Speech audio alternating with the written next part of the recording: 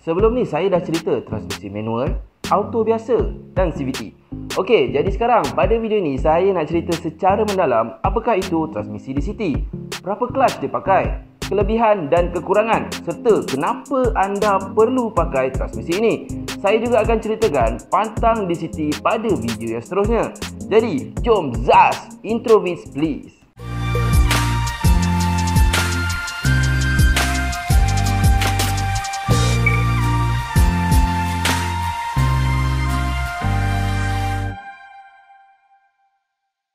Hai semua, Assalamualaikum. Kita bertemu lagi dan kali ini saya nak ceritakan serba sedikit tentang gearbox dual clutch transmission atau lebihlah popular dipanggil sebagai DCT. Mungkin kereta bertransmisi manual atau automatic conventional adalah lebih popular dan telah ada dalam pasaran sejak berdekad lamanya. Namun, teknologi berkembang dan semakin lama teknologi transmisi terbaharu makin mendapat tempat di kalangan pengguna kereta. Selain CVT, ada satu lagi transmisi yang popular dengan teknologi yang semakin diperhalusi, iaitu dual clutch transmission atau DCT. So, apa itu DCT? Secara mudahnya, gearbox DCT menggabungkan transmisi manual dan automatik dan menawarkan kemudahan sistem penukaran gear berkomputer dengan kelebihan ekonomi dan keseronokan sistem transmisi manual. Secara asasnya, DCT adalah dua transmisi bekerja yang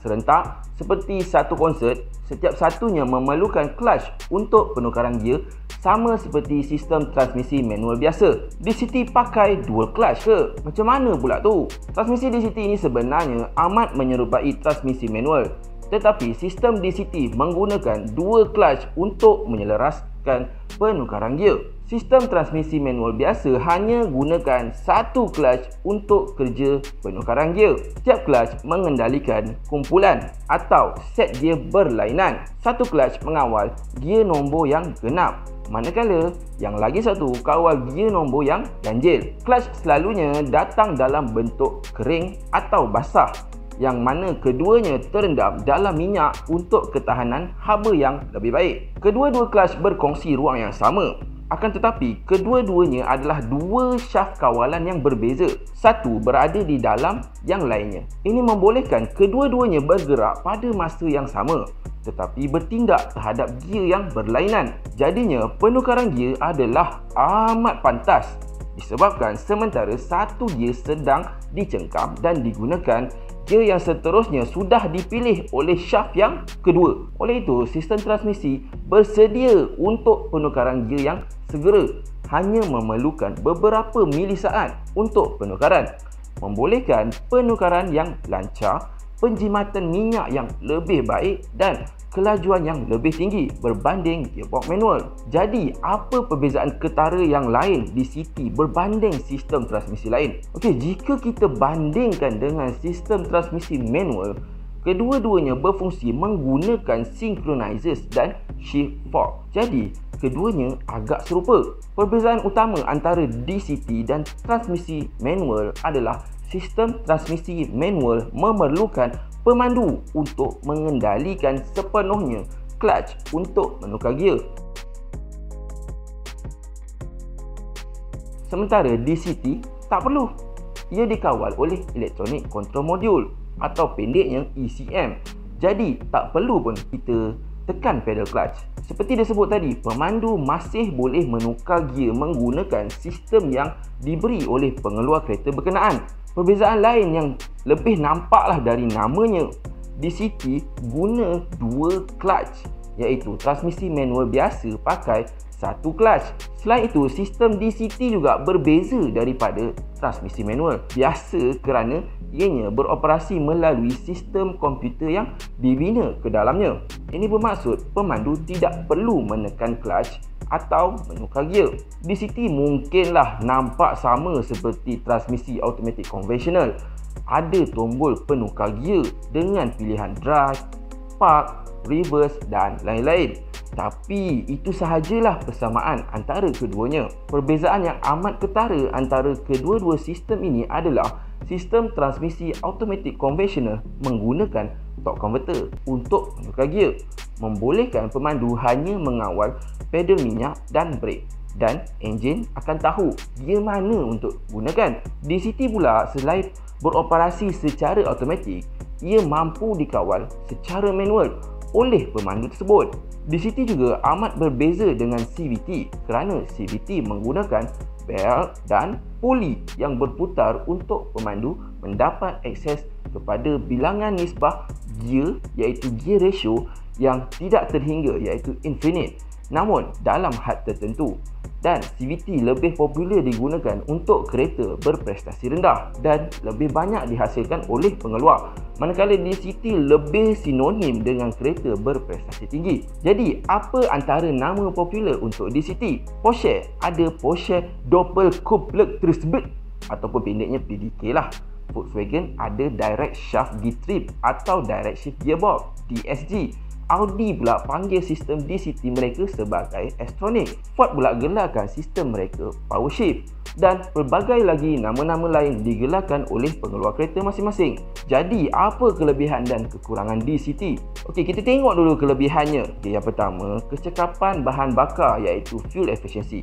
Disebabkan penukaran gear yang lebih lancar dan cepat, DCT mendapat manfaat penjimatan bahan bakar sebanyak lebih kuranglah 6% jika dibandingkan kereta bertransmisi automatik konvensional, disebabkan enjin mengalami aliran kuasa yang lebih stabil. Pemandu kereta manual mungkin akan mengambil 1 saat untuk menukar gear. DCT melakukan penukaran gear yang sama dalam masa lebih kurang 1/10 saat. Penukaran yang lebih cepat bermaksud pemecutan yang lebih laju dan lebih tinggilah hal laju kereta itu.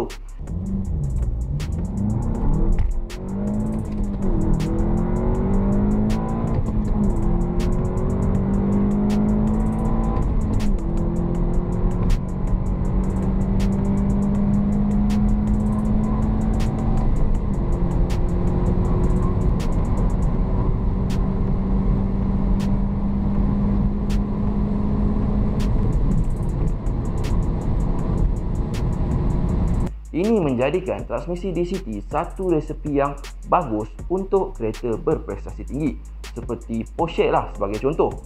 Dalam sistem manual juga, tiada aliran berterusan kuasa enjin yang masuk ke roda kereta. Sebaliknya, penghantaran kuasa berlaku dalam bentuk on dan off ketika pertukaran gear, menyebabkan satu fenomena yang kita panggil sebagai shift shock atau gangguan torque.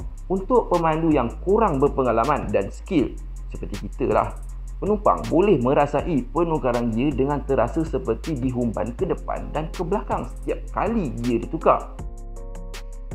Sistem DCT menghapuskan terus shift shock dengan memberikan penukaran gear yang lebih lancar, dibantu dengan sistem otomasi komputer daripada gearbox tersebut. Pemandu juga ada lebih pilihan ketika memandu, sama ada nak biarkan sistem automatik menjalankan kerja atau anda boleh tukar gear sendiri menggunakan sistem yang ada. Selalunya pemandu kereta berprestasi tinggi cenderung untuk menggunakan pilihan penukaran gear secara sendiri.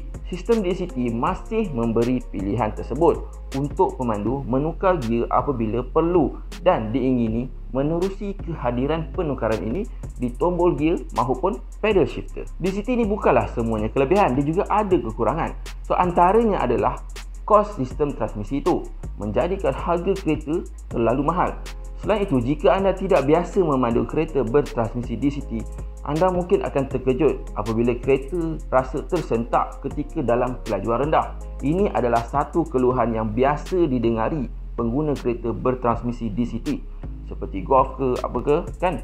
Kereta berpotensi untuk rasa tersentak atau mengenjut ketika dipandu pada kelajuan rendah seperti dalam parking lot atau ketika mengundurkan kereta. Okey, cara yang paling terbaik untuk menjaga DCT adalah pastikan anda selenggara kereta anda mengikut jadual servis yang ditetapkan oleh pengeluar kereta anda. Dan jika ada masalah, terus hubungi pusat servis pengeluar kereta anda. Okey, seperti saya beritahu sebelum ini, sistem transmisi perlu dijaga, tidak kiralah manual ke, auto ke, CVT ke, mahupun DCT. Kalau rosak, amatlah mahal untuk membaikinya. Baiklah, sampai di sini dulu kali ini. Cuba komen sikit anda, pernah ke dengar gearbox DCT dipakai pada kereta jenama apa ke, dan kongsikan pengalaman kalau anda pernah lah bawa kereta dengan gearbox DCT. Okay, sekarang kita akan tengok komen penonton sebelum ini, iaitu komen daripada Muhammad Ridwan. Salam tuan. Wassalam. Kalau buka nombor 1, angin tak keluar. Buka nombor 2 pula, lepas tu pusing nombor 21 balik, baru angin keluar. Okey, saya nak jelaskan ini bukan masalah aircon, tetapi masalah motor blower.